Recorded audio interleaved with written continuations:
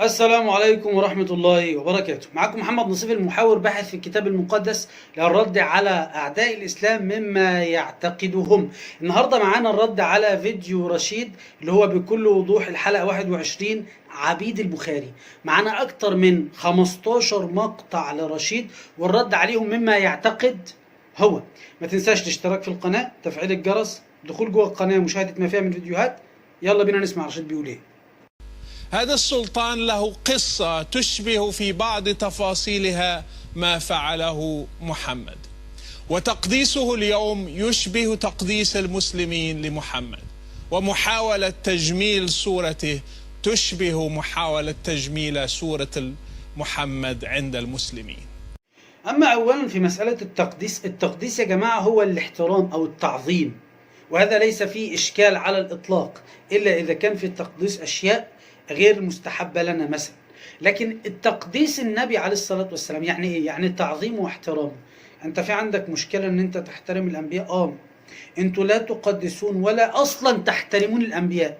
الأنبياء عندكم داود زنى، لوط مع إنه مش نبي عندكم بس زنى بابنتيه. المهم الشاهد من الكلام. النقطة الثانية بيقول تجميل صورة محمد صلى الله عليه وسلم لا يحتاج تجميل صورة لأنه ليس كربكم. محمد قال الله عز وجل فيه: وما أرسلناك إلا رحمة للعالمين. لا يحتاج تجميل الصورة إلا قبيح الصورة أبو 7 قرون و7 عيون. في رسالة رسولهم الأكبر بولس لأهل غلطية أصحاح 3 من أول العدد 13. تعال نشوف الرب بتاعهم قالوا عنه إيه. طبعا إحنا لا نؤمن بهذا الكلام. بيقولوا عندهم في إصحاح 3 عدد 13: المسيح افتداهم من لعنة الناموس إذ صار لعنة، إذ صار يقولون عن ربهم وإلههم المتجسد لعنة. هيعرفوا الأدب منين؟ ولا يعرفوا التقديس منين؟ ولا الاحترام منين للأنبياء ولا حتى للرب؟ لأنه مكتوب: ملعون كل من علق على خشبة. وهل الرب بتاعهم تعلق على خشبة ولا لا؟ الإله الظاهر في الجسد عندهم اتعلق على خشبة فصار ملعونا، فكيف يحترمون الأنبياء ولا يحترمون الرب بحسب دينهم؟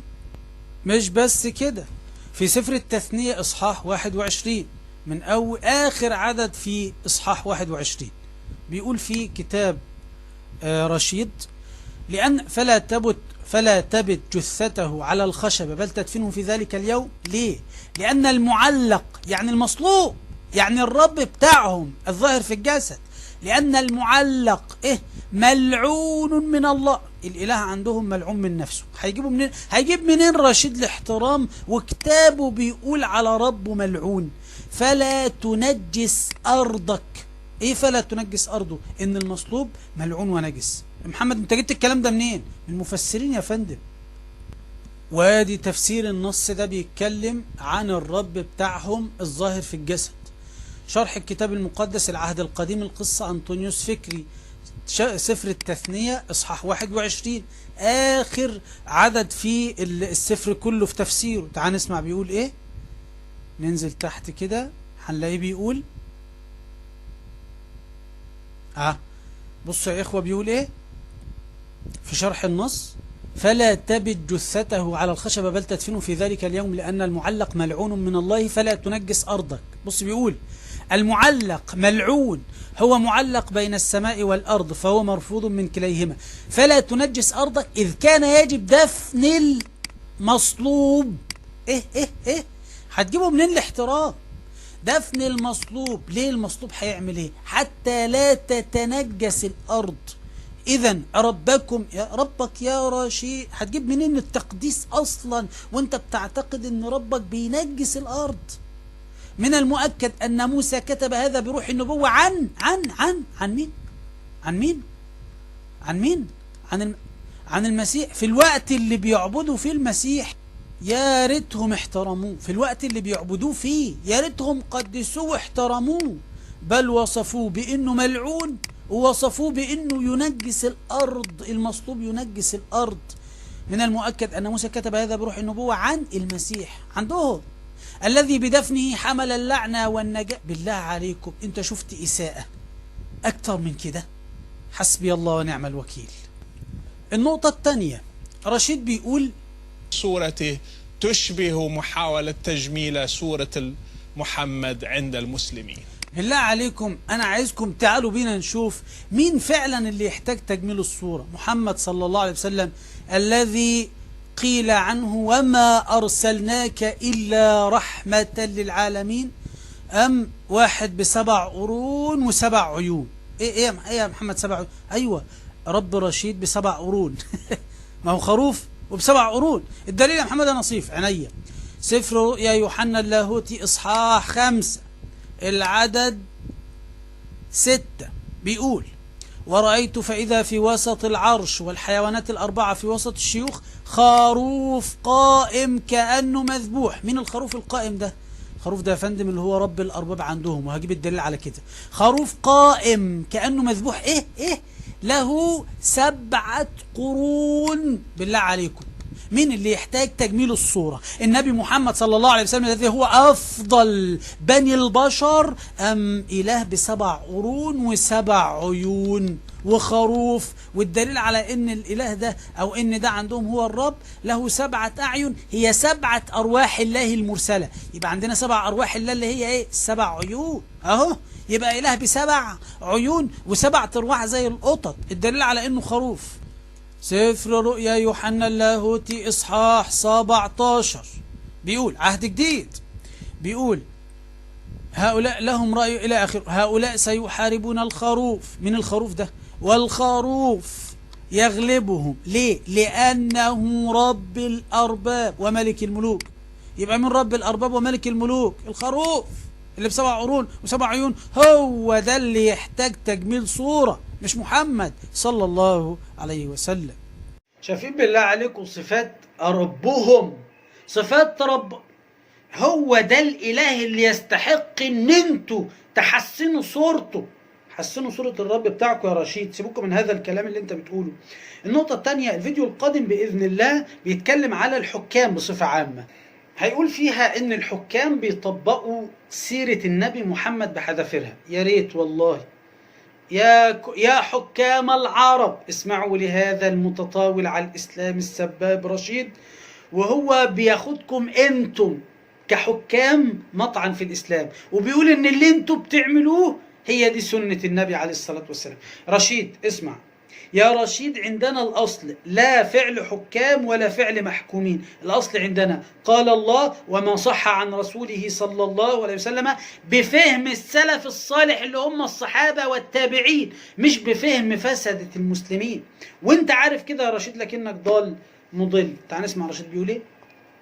لا يعلمون أن حكام المسلمين في كل مكان استنسخوا العصر الأول بحذافيره وطبقوه في كل مكان. وما قصة عبيد البخاري التي هي موضوع الحلقة إلا واحدة من القصص التي توضح كيف أن الإسلام. مسألة عبيد البخاري يا إخوة ده نوع من أنواع التدليس من رشيد. تدليس إيه؟ الكذب، كما يأمره رب المقتول، بيأمره إن هو يكذب على دين الآخرين. إيه يا جماعة عبيد البخاري؟ هو حاطط العنوان عبيد البخاري، واللي يسمع عبيد البخاري مباشرة يفتكر ناس بيعبدوا الإمام البخاري. لا يا فندم، القصة مش كده خالص. الجيش أصلا اسمه جيش البخاري. بص ركزوا، كان في الحاكم بتاعهم في المغرب، وانا مش في سياق ان انا ادافع عن اشخاص وعن حكام ماتوا ولا موجودين، لا انا بتكلم، انا الدفاع عندي في القرآن وما صح عن النبي عليه الصلاة والسلام، هو ده تخصصي ومجالي. الجيش اسمه جيش البخاري، الجيش نفسه جيش البخاري. الجيش ده مكون من ايه؟ مكون من عبيد، فسمي جيش العبيد او جيش البخاري، فاندمجت ال3 كلمات بقى جيش العبيد البخاري. فاهمين الفكرة؟ فرشيد الكذاب زي ما أمر ربه بالكذب بيوحي للمسلمين إن جيش عبيد البخاري يعني الجيش ده بيعبد البخاري. لا، عبيد اللي هم يا جماعة العبيد اللي هم استعبدوا، وده هنجيلها من أمر رب المسيحية، وهو بيؤمر أيضا بالاسترقاق اللي هو الرق. فركزوا في النقطة دي بارك الله فيكم. في الفيديو القادم لتروا حقد هذا الرجل. ما هو المشكلة ان الشيطان بيأرقه، الشيطان اللي هو بيعبده يعني بيؤرق من ذكر النبي محمد بصفة عامة. وانا مش عارف اما ربكم اللي بيقول احبوا اعضاءكم ده قالها كده وخلاص؟ ده لو النبي محمد عدوك مش هتبقى بالحقد ده. المهم تعال نسمع في الفيديو الجاي بيتكلم على الحكام او بيتكلم على مسألة ان الناس بيقلدوا النبي محمد. بيقول ايه؟ التي توضح كيف أن الإسلام هو خليط بين الدين والسياسة، يلد لنا شخصيات تقلد محمدا ويترك لنا مآسي يصعب التخلص منها تعبوا الإسلام لأنه دين قوي أقوى من دين ربه. دين اللي يديك على وشك يديله على قفاك. فبقول لك الإسلام دين وسياسة. أيوة نعم. عجز ربكم عن السياسة فترك قيصر يسوس، بل يسوس ربكم. إنما في الإسلام ألا له الخلق والأمر، هو من خلق فهو من يأمر فهو من يحكم. لكن لمعرفتك الشديدة بأن ربك عجز عن أن يسيس العالم. عجز الرب بتاع رشيد إنه ينزل دين يمشي دين وسياسة. فقال إيه؟ قال لك لا دين بس. قال لك اعطي ما لقيصر لقيصر وما لله لله. يا فندم ده ضعف أصلا، ده ضعف. وبعدين أساسا فصل الدين عن الدولة ده انت كده كأنك لا تعترف بالله انه يحكمك. فصل الدين عن الدولة انت عارف معناه ايه؟ مثلا انك تحل الحرام وتحرم الحلال. ايه رأيك يا رشيد لو الدولة نفسها بتاعتكم، انت بيقول لك فصل الدين عن الدولة، عايزين نفصل السياسة عن الدين. طب ايه رأيك لو جات لك السياسة بتقول بالتعدد، هتقبلها؟ لا السياسة تبقى غلط. لا. انت ما فصلتش الدين عن السياسة ليه؟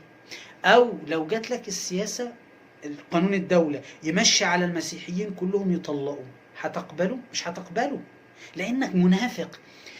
كان في اخ نزل منشور عجبني جدا ولسه فكر المنشور ده حالا وانا بحضر في الحلقة. المنشور بيقول ايه؟ جابوا نصراني يقول نريد علمنة الدولة، احنا عايزين علمنة الدولة. فرد عليه المسلم وقال له يعني انت في العلمانية بتاعت الدولة تقبل ان مريان تتطلق؟ قال له لا. قال له طب تقبل ان جرجس يعدد؟ قال له لا. قال له امال انت بتقصد ايه بعلمانية الدولة؟ قال له الغاء الاسلام. عندما فصل ربهم الدين او دينهم فصل الدين عن السياسة حصلت كوارث. لك أن تتخيل يسوع يدفع الجزية. دفع الجزية ده على فكرة من ضمن الحاجات مقابل الدفاع عنك. تخيل الإله بتاع رشيد بيدفع الجزية عشان حد يدافع عنه الرومان. في إنجيل متى صح 17 الدليل على أن يسوع دفع الجزية. متى صح 17 من أول العدد 24 هنلاقيه بيقول ولما جاءوا إلى كفرناحوم تقدم الذين يأخذون الدرهمين. الدرهمين دول إيه؟ جزية يا فندم. إلى بطرس قالوا أما يوفي معلمكم الدرهمين الجزية؟ قالوا بلى يوفي الدراهم. فلما دخل البيت سبقه يسوع قائلا ماذا تظن يا سمعان ممن يأخذ ملوك الأرض الجباية أو الجزية أمن بنيهم أم من الأجانب؟ فقال بطرس من الأجانب. قال له يسوع فإذا البنون أحرار، ولكن لئلا نعثرهم اذهب إلى البحر وألق السنارة والسمكة التي تطلع أولا خذها ومتى فتحت فيها تجد استرا فخذه واعطيهم عني وعنك. تخيل إله رشيد فصل الدين عن الدولة وبقى بيدفع الجزية. الله أكبر. وأيضا في إنجيل مرقس إصحاح 12 وأنا أرى يا رشيد اسمعني يا رشيد ورد عليا لو راجل. رشيد أنا شايف ده ضعف من الرب عندك يا رشيد. فين الدليل يا محمد؟ اسمع كده يا رشيد في إنجيل مرقس إصحاح 12 ربكم لما فصل الدين عن الدولة عمل إيه؟ مرقس إصحاح 12 من أول العدد 14 بيقول فلما جاءوا وقالوا له يا معلم نعلم أنك صادق ولا تبالي بأحد ولا تبالي لأحد. أهو يعني ما بتخافش من حد ماشي، لأنك لا تنظر إلى وجوه الناس بل بالحق تعلم طريق الله. أيجوز أن نعطي جزية لقيصر؟ ينفع نعطي جزية لقيصر أم لا نعطي؟ رد بقى اللي فصل الدين عن الدولة فعلم رياءهم وقال لماذا تجربون؟ الرب عندهم بيتجرب. ائتوني بدينار فأتوه فقال لمن هذه السورة والكتابة؟ فقالوا لقيصر. فأجاب يسوع وقال لهم اعطوا ما لقيصر وما لله لله. دي مشكلة وما لله لله يعني ما لقيصر ليس لله. يعني كده قيصر عنده شيء مش لله.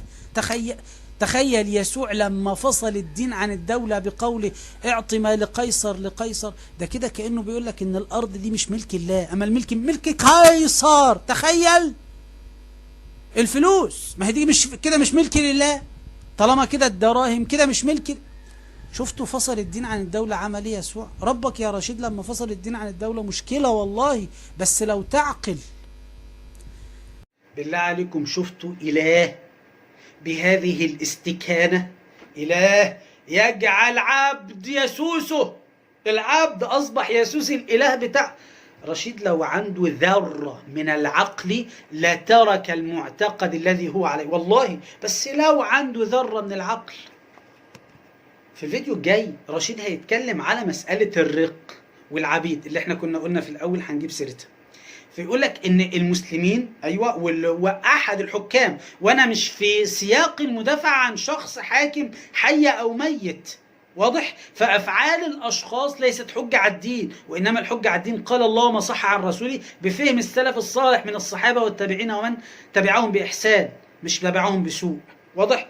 فبيقول لك ان القراصنه بيروحوا يخطفوا المسيحيات ويستعبدوهم ويدوهم تحت الجزيه. ركز في كل كلمه بيقولها، لان رشيد بكلامه ده بينقض، والله بينقض دينه وبينقض كتابه المقدس. ليه؟ لان رشيد يجهل دينه. اسمعوا. مولاي إسماعيل كان عنده قراصنة سلا، مدينة سلا المغربية.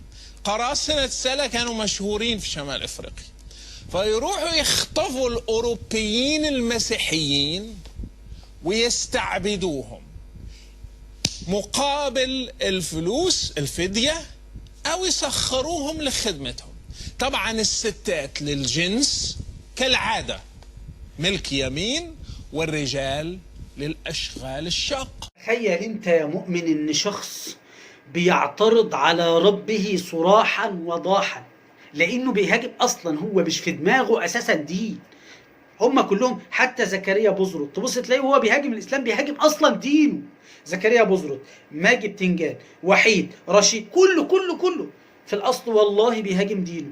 ليه؟ لان نفس الاوامر اللي امرها اللي هو بيحكي عن شخص بيعملها ده نفسها بل اصعب منها امر بها اله المسيحيه في كتابهم المقدس.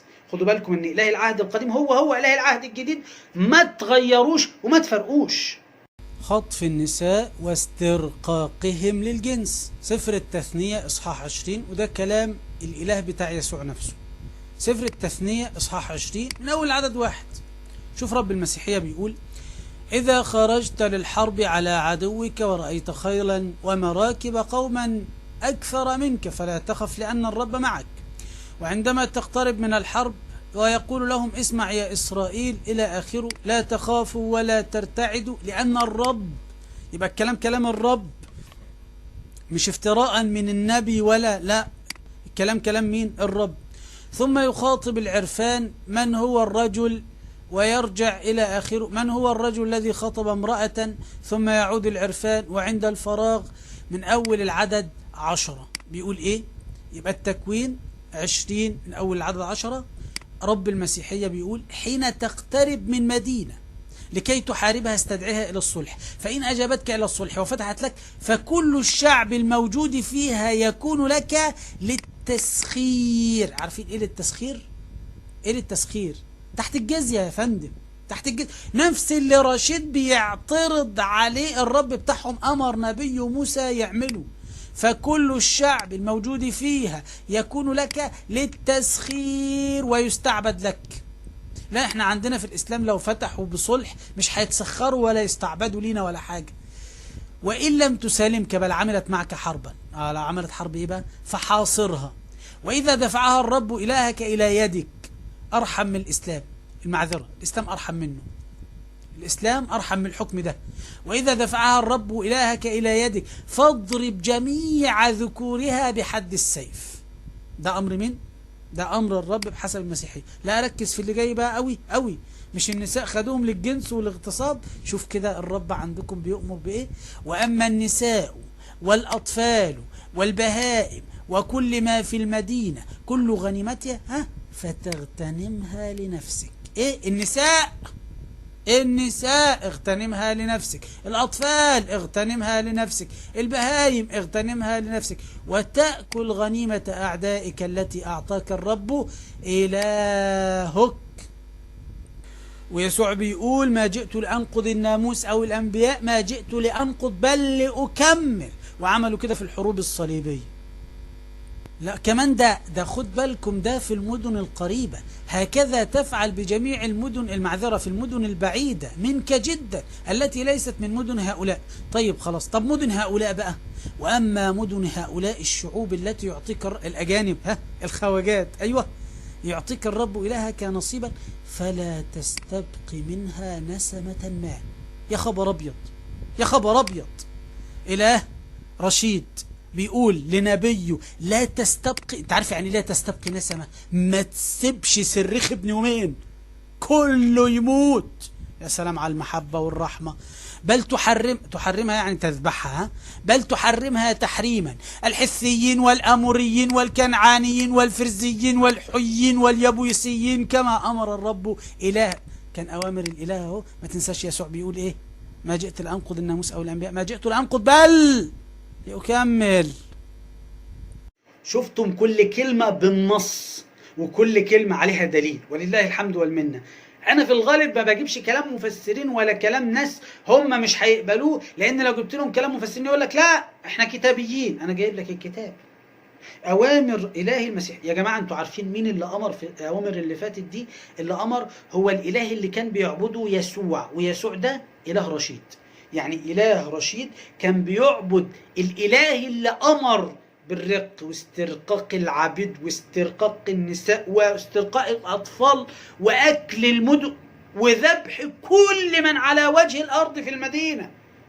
شايف الفكرة وشايف الدليل؟ اقلب عليهم الحجج بدليلهم هم، من عندهم هم، حاججوهم بما يؤمنوا.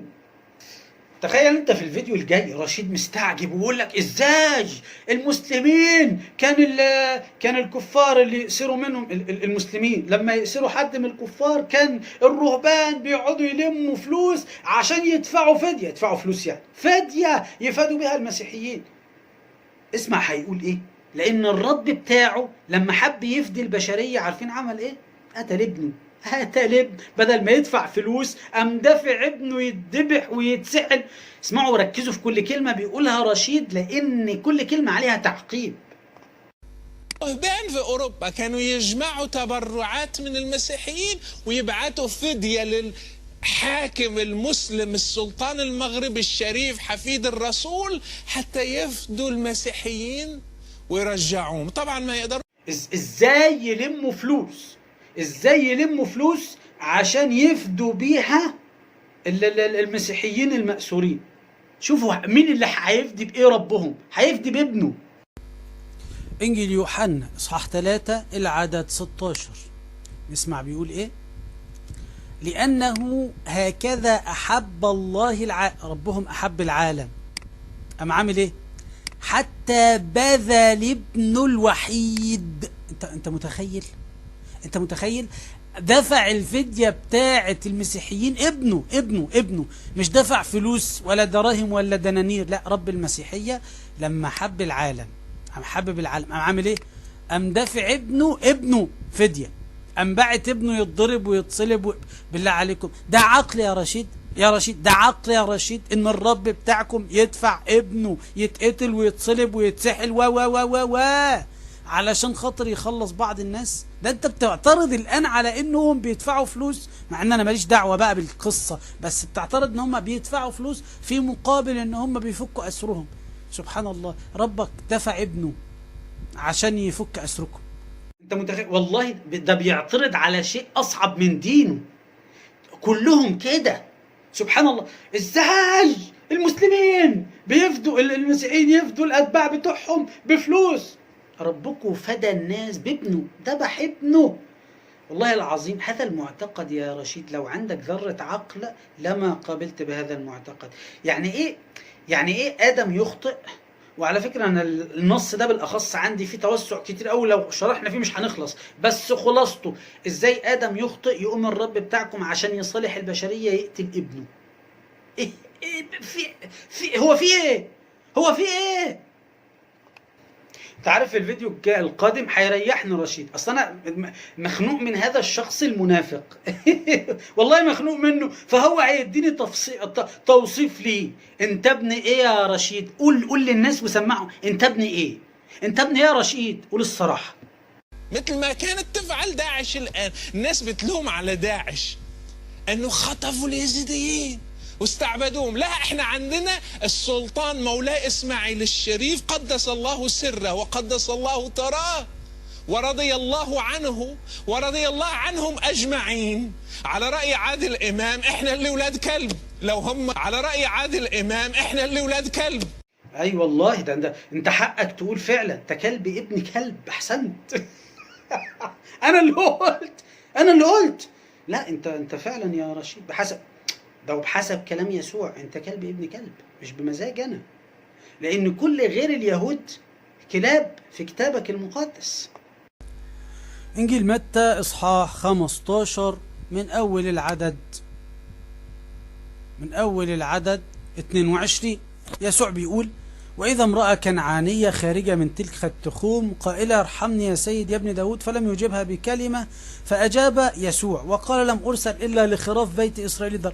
يعني هو كلب ابن كلب، ولاد كلب، مش بس ولاد كلب، ده ولاد خرفان ضالة. رشيد كلب ابن كلب باعترافه هو، وخروف ابن خروف ضال. فأتت وسجدت إليه قائلا: يا سيد أعني. فأجاب وقال يسوع: ليس حسنا أن يؤخذ خبز البنين ويطرح للكلاب. فأنت يا رشيد أحسنت بجد يا رشيد، أحسنت، برافو عليك. فأنت باعتراف حتى يسوع كل غير اليهودي إيه؟ كلب ابن كلب، وأنت غير يهودي، فأنت ينطبق عليك قول يسوع إن أنت كلب ابن كلب. برافو عليك يا رشيد. جبت حاجة من عندي؟ الكتاب قال كل غير اليهود كلاب. يؤخذ خبز البنين دول اللي هم اليهود كلاب، والنص قال عنكم خراف ضالة، يعني كلب ابن كلب، خروف ابن خروف. ومش انا اللي قلت، الكتاب اللي قال، وعادل الامام اللي قال عليكم.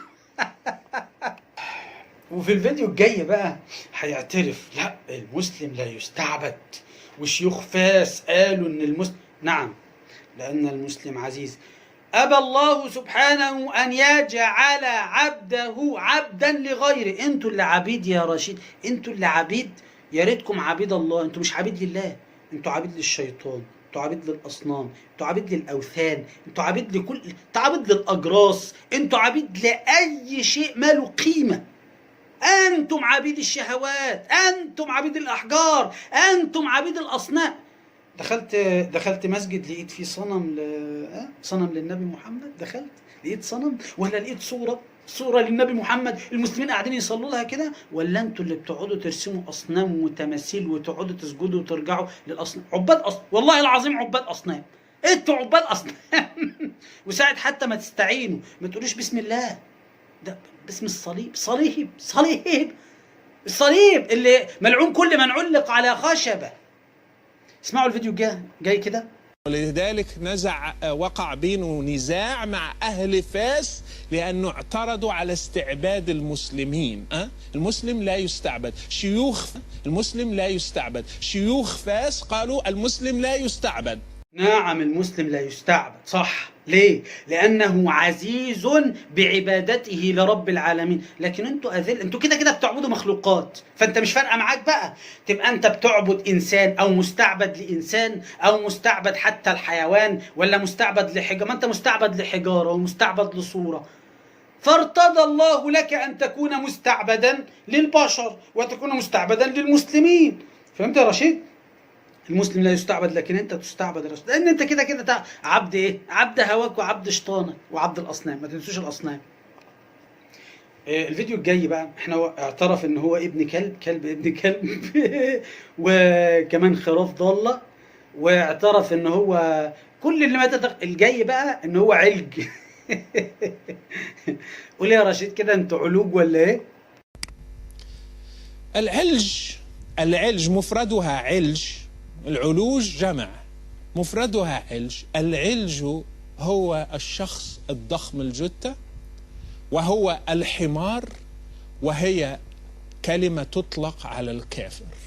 الكافر يسمى علجا لأنه شخص مثل الحمار، يسمى علج. يا حمار يا علج. والله العظيم فعلا انتوا حمير يا رشيد.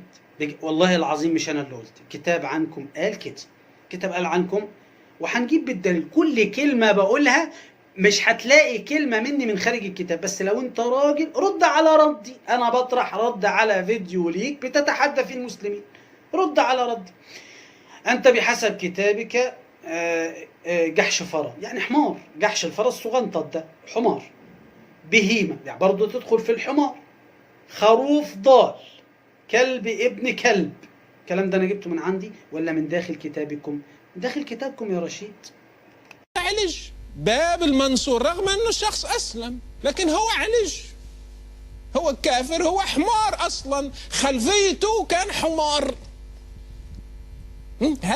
هذه هي الثقافة الإسلامية اللي موجودة في داخل تاريخنا، ما نقدرش نتخلص منها إلى الآن.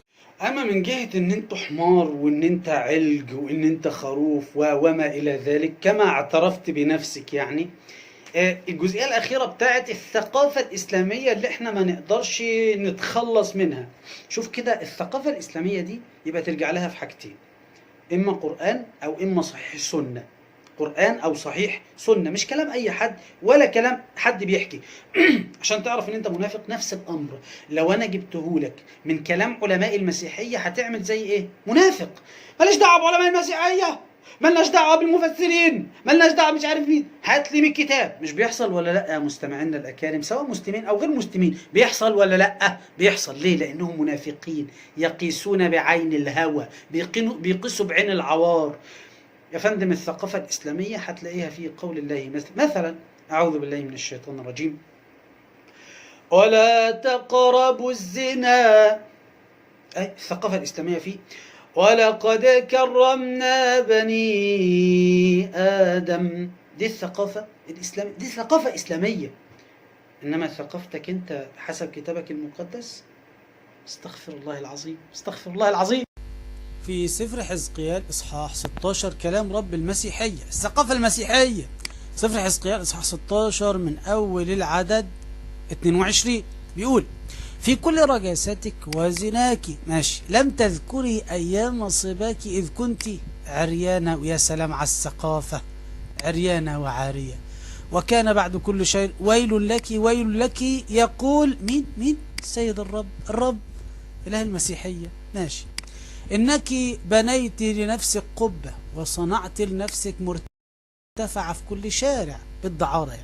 وفي رأس كل طريق بنيت مرتفعاتك وركزت جمالك وفرجت رجليك لكل عابر. يا سلام على الثقافة المسيحية.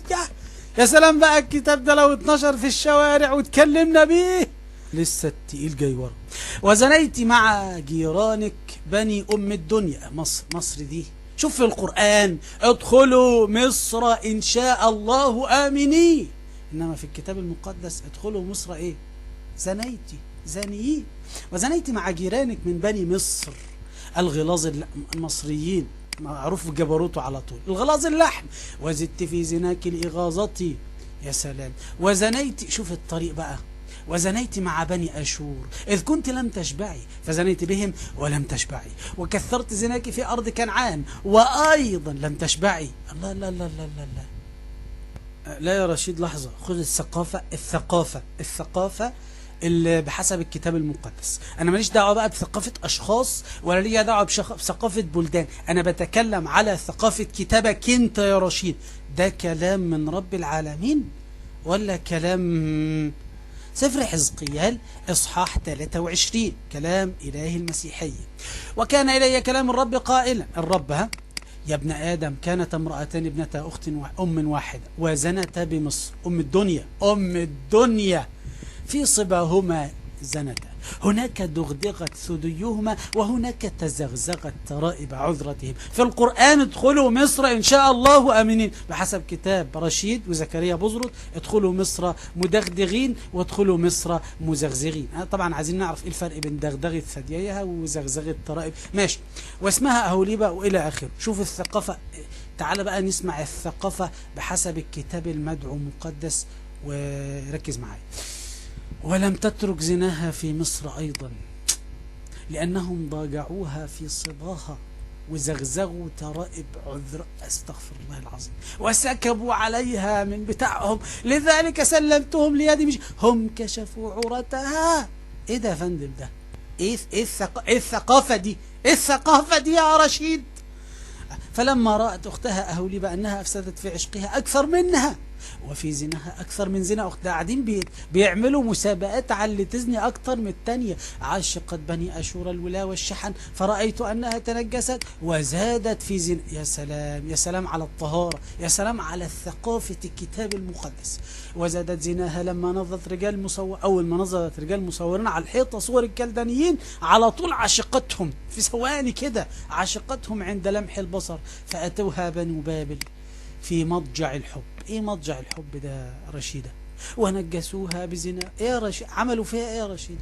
فتنجست بهم وكشفت زناها وكشفت عورتها فجفتها نفسي واكثرت زناها بذكرها ايام صباها ام الدنيا التي زنت فيها في ارض مصر، ام الدنيا، وعشقت معشوقهم الذين لحموهم كلحم الحمير. يا جماعة أقسم بالله العظيم ده كتاب رب المسيحية، ده كتاب إله يسوع. سفر حزقيال 23 العدد ده ركز فيه لأن كفاية، مش عايزين نقول أكتر من كده تاني.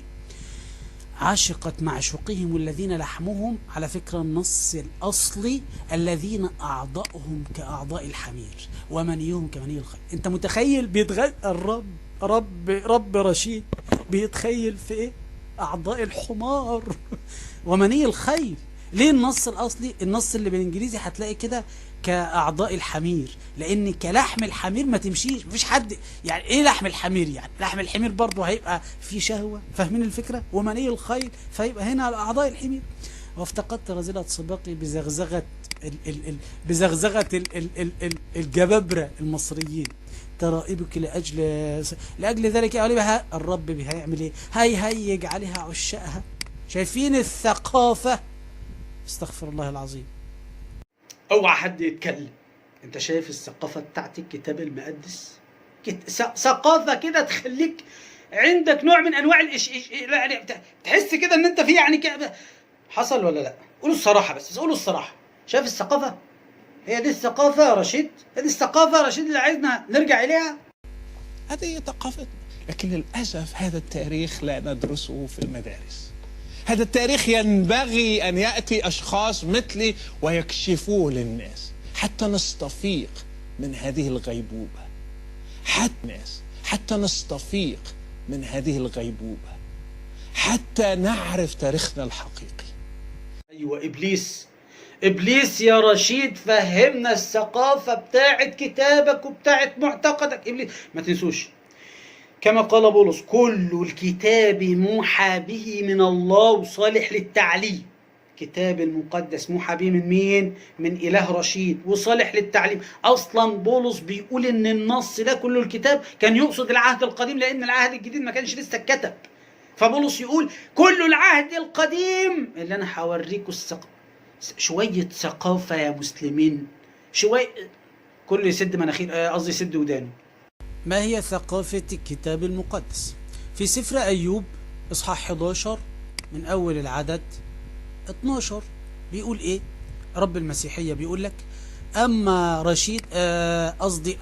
رشيد ففارغ عديم الفهم، أما الرجل ففارغ عديم الفهم. دي الثقافة الصحيحة بحسب كتاب رب المسيحية، إن الراجل فارغ يا فندم عديم الفهم. أيوة. وكجحش الفرا يولد الإنسان. خد بالك، الإنسان يعني الذكر والأنثى، يعني الراجل والبنت، يعني الولد المسيحي والمسيحية بحسب ثقافة الكتاب المقدس. هذه ثقافتنا، لا ندرسه في المدارس. هذا التاريخ ينبغي أن يأتي أشخاص مثلي ويكشفوه للناس. برافو حتى عليك. نستفيق. برافو عليك يا رشيد، أحسنت ثقافتك يا رشيد. سفر الجامعة إصحاح 3 من أول العدد 18 بيقول إيه رب المسيحية؟ قلت في قلبي من جهة أمور بني البشر إن الله يمتحنهم ليريهم إيه أنه كما البهيمة هكذا هم. رشيد، كما البهيمة هكذا هو، لأن ما يحدث لبني البشر يحدث للبهيمة، إذن هو والبهيمة واحد، هذه ثقافتهم، وحادثة واحدة للكل، موت هذا ونسمة واحدة للكل، فليس للإنسان مزية على البهيمة يا جماعة، يعني ما فيش للإنسان كده رفع عن البهيمة. بينما في القرآن، أعوذ بالله من الشيطان الرجيم، ولقد كرمنا بني آدم وحملناهم، كرم الله الإنسان، بينما في كتاب رشيد لا مزية، مالوش قيمة، مالوش رفع عن البهيمة، هو والبهيمة واحد، وهو وجحش الفرع. هذه ثقافتكم يا رشيد. شايف الثقافة أو جحوش، الثقافة بهايم، الثقافة خراف، الثقافة ولاد كلاب. زي ما هو قال، هي دي الثقافة. شايف اتعلموا. في الفيديو الجاي شوفوا مدى كذب هذا الشخص، كذاب. بيقول لك ان احنا المسلمين بنقول ان احنا عبيد البخاري، وان احنا المسلمين بنقول ان احنا عبيد الله ورسوله. انت بالله عليكم، او عبيد سنة الله ورسوله، بالله عليكم انت شفت واحد بيقول انا عبيد سنة الله ورسوله؟ كذاب افاق. والله العظيم لولا ان معتقدك ينصر بالكذب يا رشيد لما كذب. يا رشيد والله وانا بقولها على الملأ، لولا الكذب لما انتشر دينك. مفيش حاجه اسمها، ما فيش في الاسلام حاجه اسمها انا عبيد سنة الله ورسوله. ايه ده؟ اتركوا عنكم الكذب. اسمعوا كده رشيد بيقول ايه. ممكن أن نطلق على العالم الإسلامي خصوصا السني منه الذي يشكل 90% من العالم الإسلامي هم عبيد البخاري، كما قال نحن عبيد لسنة الله ورسوله. شايفين الكاذب يا مسلمين؟ اهو انا عايزك بقى انت يا غير مسلم، يا اللي مصدق هذا الكذاب الدجال المدعو اللا رشيد، لو مصدقه شوف اي مسلم على وجه الارض قول له انت عبد البخاري. اسمع القرآن، اسمع يا مسلم ويا غير المسلم القرآن واضح جدا. يقول الله عز وجل قل إنما، اللي هو النبي، قل لهم يا محمد، قل إنما أنا بشر مثلكم يوحى إلي أنما إلهكم إله واحد فمن كان يرجو لقاء ربه فليعمل عملا صالحا ولا يشرك بعبادة ربه أحدا. نعم، ولا يشرك بعبادة ربه أحدا. ازاي تقول لي عبد البخاري وعبد الله سنة الله ورسوله؟ ايه ده تركتم لتعرفوا والله وبالله وتالله ينصرون دينهم الباطل الوثني بالكذب على الإسلام، لولا أن معتقدهم فارغ ليس فيه ما يصلح لينصر نفسه بنفسه لما كذبوا على الإسلام لينصروا الباطل الذي هم عليه. أي والله. والتأديب بتاعي بقى مش هو كذب على الإسلام؟ طب أنا هسكت؟ وأنا محمد نظيف هسكت؟ ده أنت ما تعرفنيش، ولو عارفني يبقى ما تعرفنيش برضه. ها، اسمعوا هم عبيد إيه بقى بالدليل والبرهان. هم عبيد إيه؟ في يوحنا 5 عدد 30 أنتم عبيد لمن لا يقدر، عبيد للضعيف. يوحنا 5 عدد 30 بيقول يفي ربكم أنا لا أقدر أن أفعل من نفسي شيئا فأنتم عبيد الضعيف. وعبيد من في أعمال الرسل إصحاح 8 العدد 32 بيقول في على ربكم عندما كان ذاهب للصليب وأما فصل الكتاب الذي كان يقرأه فكان هذا الرب عندهم مثل شاة سيق إلى الذبح. أنت متخيل عباد من سيق للذبح كشاة، ومش خروف، لا ده الشاة دي اللي هي مرات الخروف، أنثى كشاة تساق إلى الذبح، ومثل خروف صامت أمام الذي يجزه هكذا لم يفتح. الإله الظاهر في الجسد عنده ربك يا رشيد المتجسد مثل شاة وخروف. إنما احنا مش عبيد بخاري، احنا عبيد لله. بطلوا التناول اللي بتدفعوه ده طلعوا عبيد الخروف، وكله بالدليل يا مؤمن، كله بالدليل وبالنص وبالإصحاح وبالعدد يا مؤمن. عبيد خروف وب7 قرون، وضعيف لا يقدر، ويتجرر الصليب زي الخروف سبحان الله.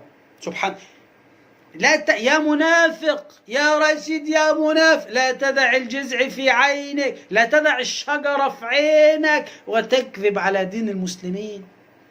كذبة اللي جاية بقى واسعة منه قوي. انتوا فاكرين الآية اللي بتقول اتخذوا أحبارهم ورهبانهم أربابا من دون الله والمسيح ابن مريم وما أمروا إلا ليعبدوا إلها واحدا؟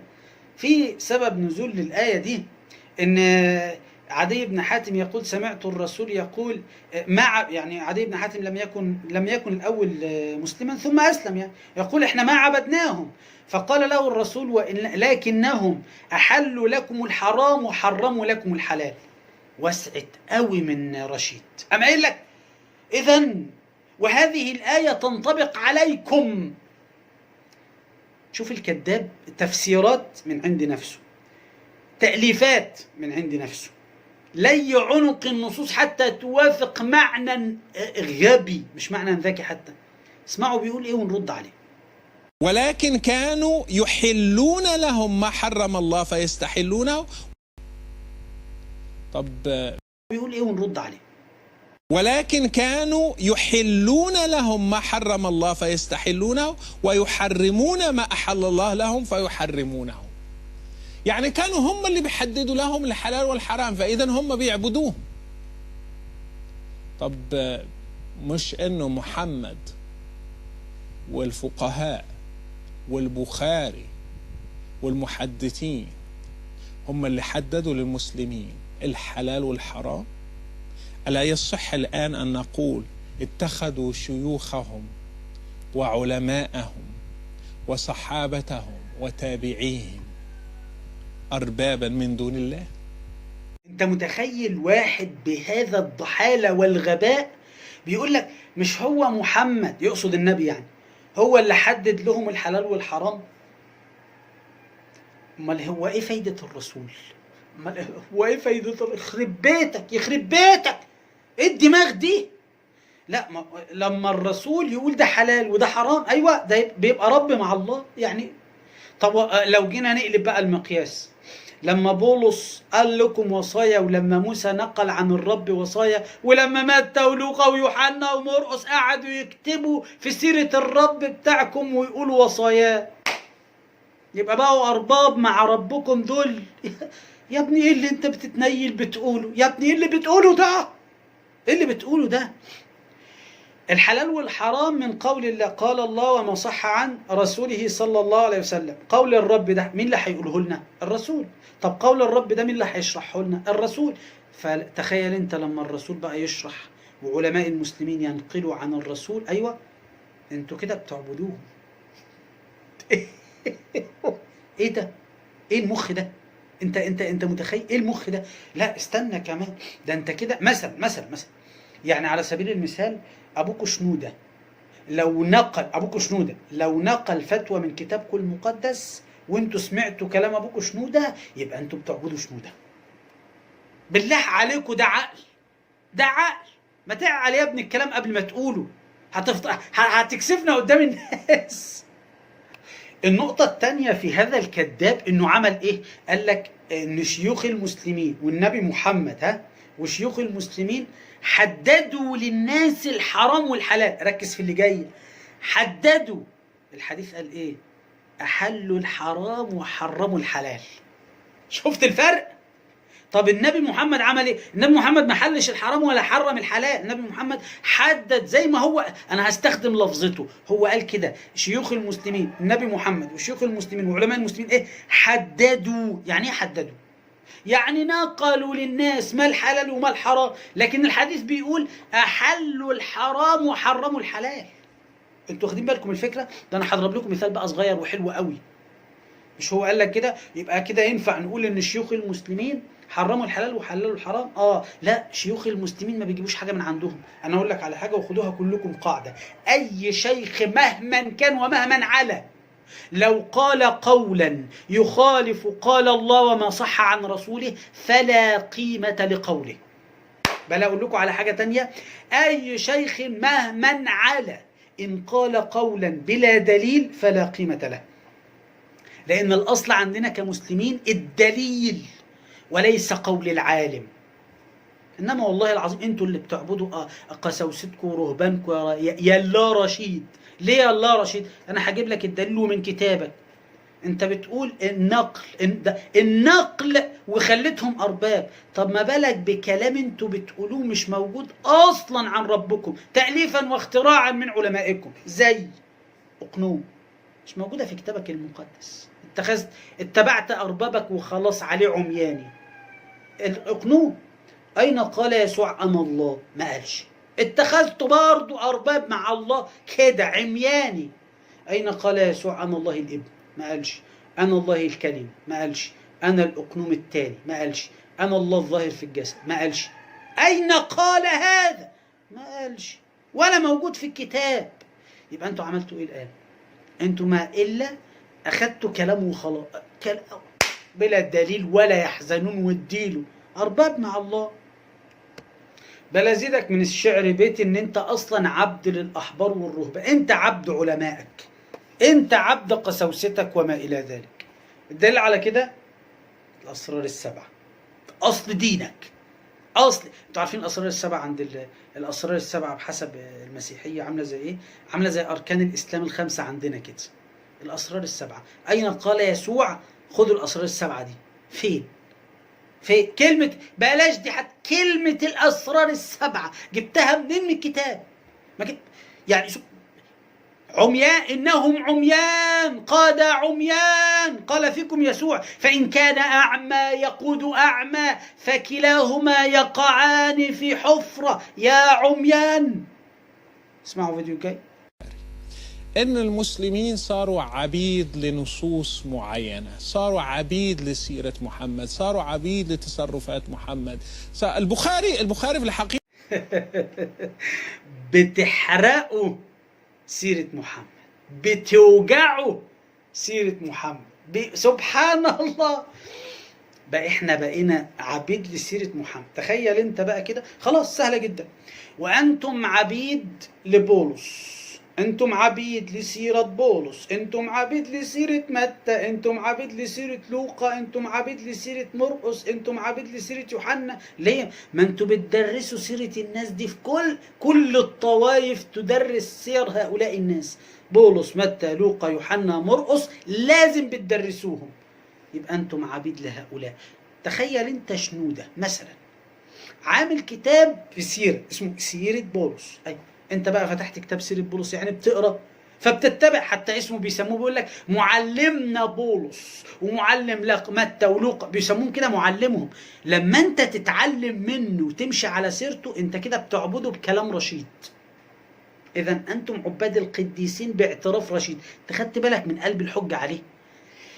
الله عز وجل قال عن الرسل لقد كان لكم في رسول الله أسوة حسنة. في أسوة حسنة. أما إيه فايدة الرسل؟ ما عشان أنتم ما بتحترموش الرسل أصلا ولا تقدسوا الرسل، ولا عندكم الرسل دول عندكم ولا ليهم أي لازمة. أما إيه فايدة الرسول يا ابن يا أنت ما بتفهمش إن إحنا نقرأ سيرة النبي محمد عليه الصلاة والسلام كده بقينا عبيده. تخيل أنت الغباء والجهل. إذن يا مسيحي رشيد بيقول لك لو انت قريت سيرة بولس او متى او لوقا او يوحنا او مرقس، ايوه صرت عبيد لهم. تخيل يا مسيحي انك تتعلم على ايد حد صرت عبد له. تخيل يا مسيحي رشيد الضال، يا مسيحي معلمك رشيد الضال بيقول لك ان انت لو قريت سيرة، يعني دلوقتي لو عملوا كتاب اسمه كده سيرة شنودة، ابوك شنودة، وفتحت الكتاب وقريت سيرة ابوك شنودة بقيت عبد لسيرة تخيل انت يعني ما فيش عقل خالص. هو في مكان العقل كذب كذب كذب.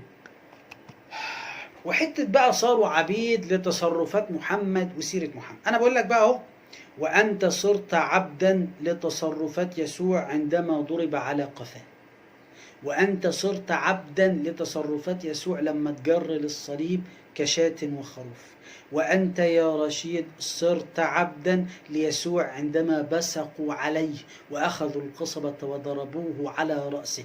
أنت صرت رشيد، أنت صرت عبدا للمهانة، صرت عبدا للمذلة. مش بولس قال المسيح افتداكم من لعنة الناموس إذ صار لعنة لأجلكم؟ أنت صرت عبدا للعنة يا رشيد.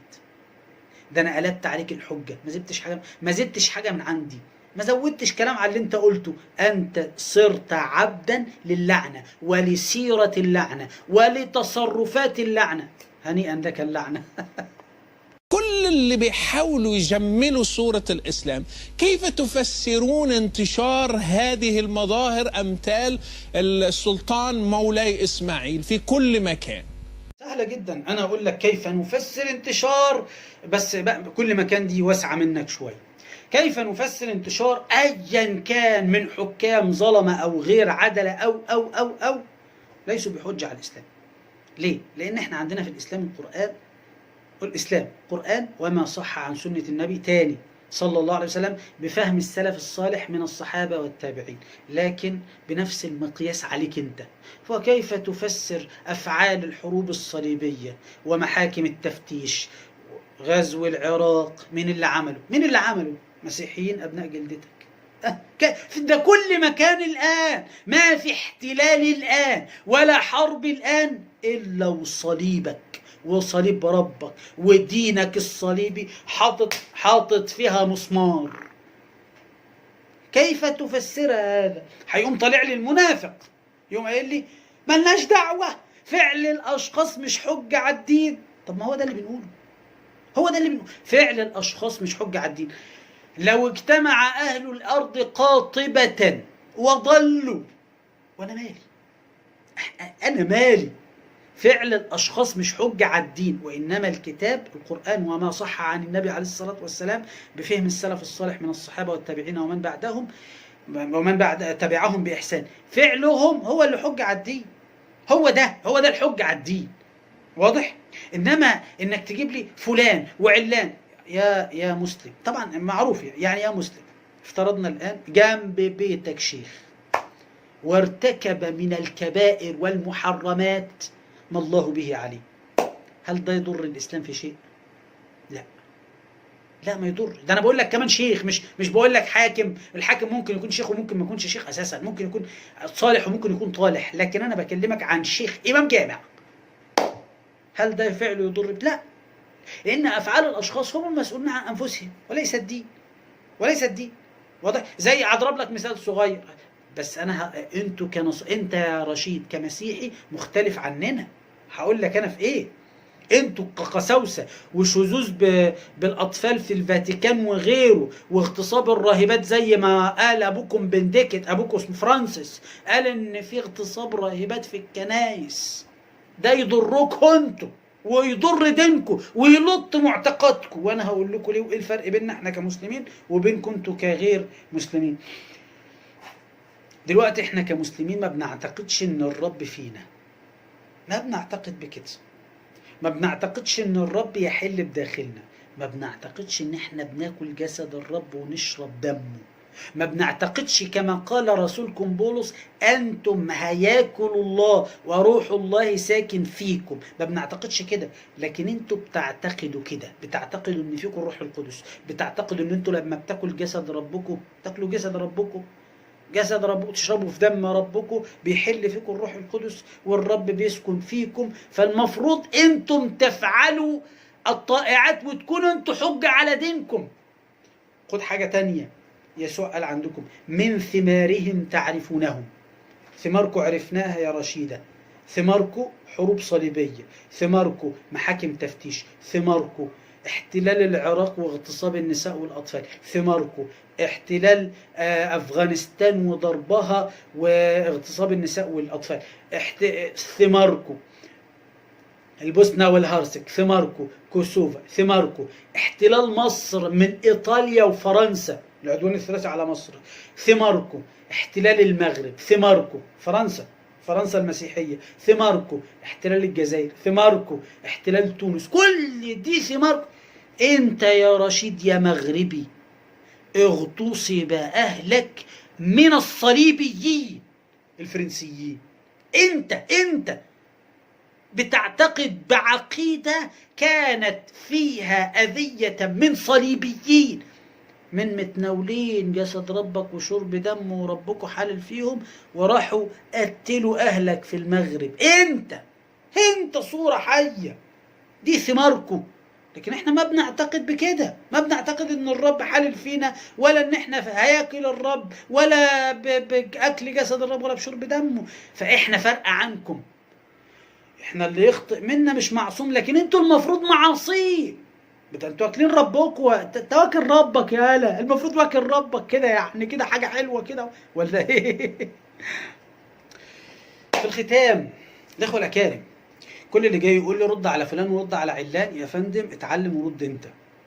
ادرس، يقول لي مش دارس، ادرس ورد، مش فاضي افضى، مش متعلم اتعلم، مش قارئ اقرا وادرس وتعلم اسلام كويس، تعلم دينك كويس، ثم رد عليهم مما يعتقدوا هم.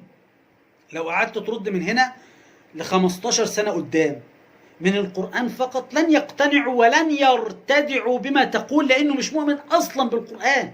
وطبعا أنا جبت نماذج من هذا الأمر كتير في الحوارات اللي عملتها مع المنصرين، وفي الحلقات الموجودة على القناة على اليوتيوب. إن يجي الولد يقول لي رد عليا من الإسلام، أقول له طيب من عيني. يقول أي شبهة، يقول لي بس رد عليا من القرآن، أقول له حاضر.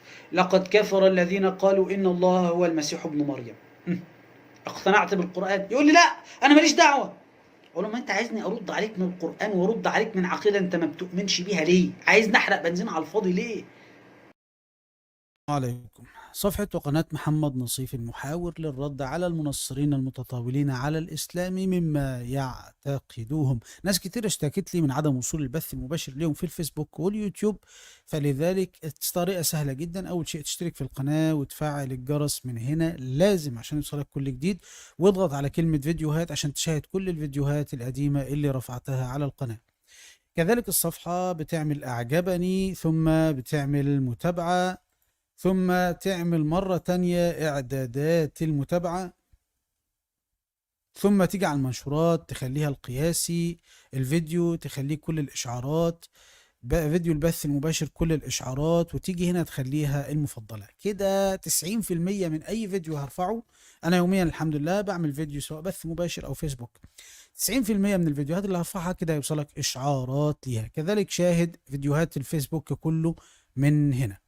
طبعا في بلاغات شديدة على القناة فبضطر ادفع للقناة والصفحة فلوس. الاخوة انا عايز انبهكم لنقطة، كلمة الانتساب يا ريت الاخوة ما تنتسبش للقناة، لان غالبية الدعم اللي بيبقى على الانتساب بيروح لادارة اليوتيوب. لكن انت عندك كلمة دعم القناة ودعم الصفحة على البيبال. ناس كتير كلموني لفتح حساب بيبال، ادي حساب البيبال، بترسل بما استطعت من هنا. ويا إخوة يا أكارم، لا القناة ولا الصفحة معمولة لربح المال ولا هتعمل لربح المال، ولكن عشان بندفع اليوتيوب والفيسبوك ولتجهيزات القناة والصفحة وما احتاجنا يعني، فمن عنده القدرة لذلك فليفعل، ومن لم فجزاه الله خيرا يدعو لنا. كذلك الباتريون من هنا في هذه الأيقونة. في الفيسبوك عندك ادي الباتريون من هنا، وعندك ادي البيبال من هنا، والباتريون من هنا، وادي ايميل البيبال. كذلك اللي عنده تويتر متابعة تويتر من هنا، واللي عنده انستجرام متابعة انستجرام من هنا. ولا تنسونا من صالح دعائكم. غفر الله لنا ولكم. سلام الله عليكم ورحمته.